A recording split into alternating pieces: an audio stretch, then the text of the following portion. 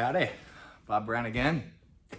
So, with all the recent discussion of the strap and questions on Facebook about why aren't we in the Olympics since the Olympics are going on right now, it got me thinking about the evolution of our sport and the direction that I'd certainly like to see it go in. Our sport probably started off long time ago, two guys going into a hook, banging back and forth. And honestly, it was a true test of just raw strength. Arm strength, shoulder strength, and that's what it was. It was really a strength sport.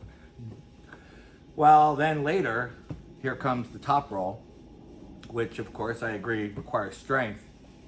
And all of a sudden it transferred the strength from the arm and shoulder, and then we brought in the hand and the wrist and all of that. And in my opinion, I really think it was beneficial, And then of course, once you got the hand involved, things are gonna come apart. How do we solve that problem? There was times where if you came apart, you just went right, you had to go back into a hook. People didn't think that was appropriate, so here comes the strap. And all of this took place before I even got into the arm wrestling world. And then of course the strap, changed the game. You had to arm wrestle differently. It really, focused on different parts of your game, different parts of your back pressure versus side pressure versus your wrist versus your hand. I mean, it really changed the game. And of course, the shoulder roll, bringing your shoulder in, was a change. The flop wrist press changed the game. A lot of people didn't like that you could even do the flop wrist press, and I thought all these things were great. But what it kind of did is it took our sport from a pure strength sport, and it turned it into more of a combat sport, more of a martial arts sport, which I love the fact that it became more of a combat / martial arts sport, because all of a sudden, while you still have to be incredibly strong, you got to be strong in many, many different areas, not just the arm and the shoulder. It brings in the wrist, which of course goes this way, this way, this way, this way, this way, this way. It brings in more of the tricep when you had to do this and a press. And then of course it brought the defenses to all those things. And I thought this was great. Now in my opinion, the strap had a fundamental change on the sport, and that's awesome.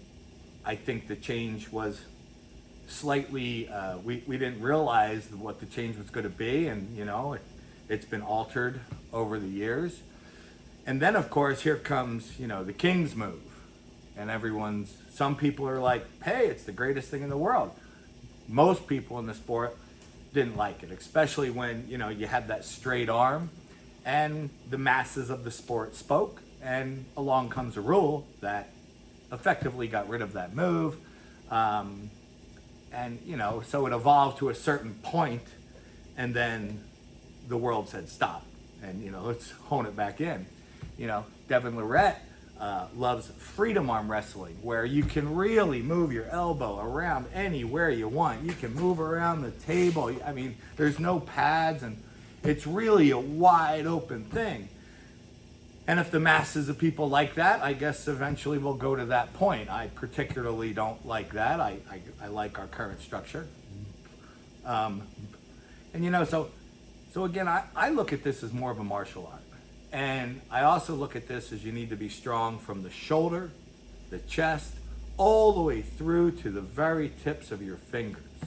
If a guy is too weak to beat you in a hook, he's gonna try to top roll you.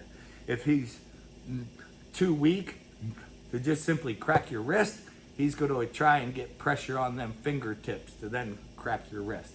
If I don't have enough back pressure to pull you this way, I'm going to turn you inside and pull you this way. I mean, John Brzezinski was the greatest example of that.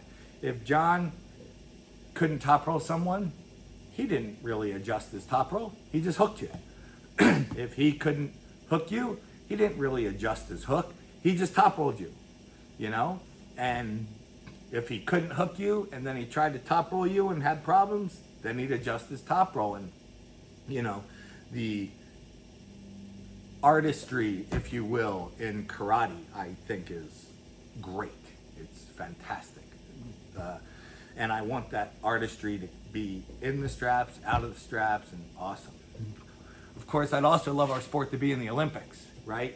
Why isn't it in the Olympics? Why do you have some of these sports that some people think are silly, you know, in the Olympics? And I'm not going to name the sports that I think are silly in the Olympics, but let's just say I do think there's some, and I would love to see the sport in the Olympics. However, the biggest problem with that is our lack of organization within our own sport. I mean, we got two different world organizations that are fighting with each other. I think the biggest, or one of the biggest problems is right here in the USA. I mean, we haven't been able to come together ever. We've got a wide variety of promoters that kind of argue with each other.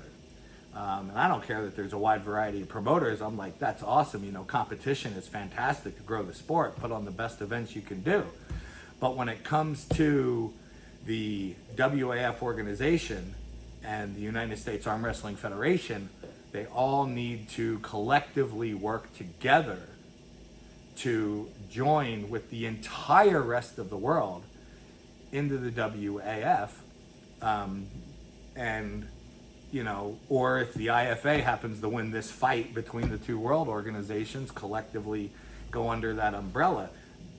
Not on a individual tournament basis, but once it's time to bring it to the national level, we need to all come together, you know? And unfortunately, that just, I've been involved with it, it just has never happened. And so, since ultimately, in my opinion, to get into the Olympics, a big part of it is money. And the USA is probably the greatest source of wealth on the planet. The fact that the USA cannot really come together is a big problem, in my opinion. Hopefully we can solve that. We can start to work together. But the fact that the evolution of the sport went from pure strength to a martial art form, I think is fantastic. Because again, in our sport, at the end of the day, once you got two black belts going against each other, it's coming back down to strength. It really is. Now that strength may be in your fingertips, you know. It might not be my arm stronger than your arm. It might not be my hand stronger than your hand. It might be my back pressure stronger than your fingertips. It might be my ability to cup is stronger than your back pressure. So all of a sudden it's arm versus hand and wrist, not arm versus arm. And I think that's fantastic, you know. I mean, at the end of the day, you just got to be strong. So that's my 2 cents on the evolution of the sport. I love the fact that it's become kind of a combat sport, martial arts sport per se. Of course, strength is still overwhelmingly super important. And I really wish we could all come under the umbrella. I mean, right now, the WAF is the leading world organization. And in order to get to the WAF, you need to go through the USAF Nationals in order to get to the Worlds. You know, place top 2 in the Nationals, you're guaranteed a spot at the Worlds. COVID came around, no Nationals, that's okay. This year, they've come up with another way to come up with the Worlds. But it would be great if we could all come together there, you know, and it is what it is where we're at. I mean, currently, you know, I know this is going to sound a little hypocritical, but I'm not going to the WAF Worlds this year.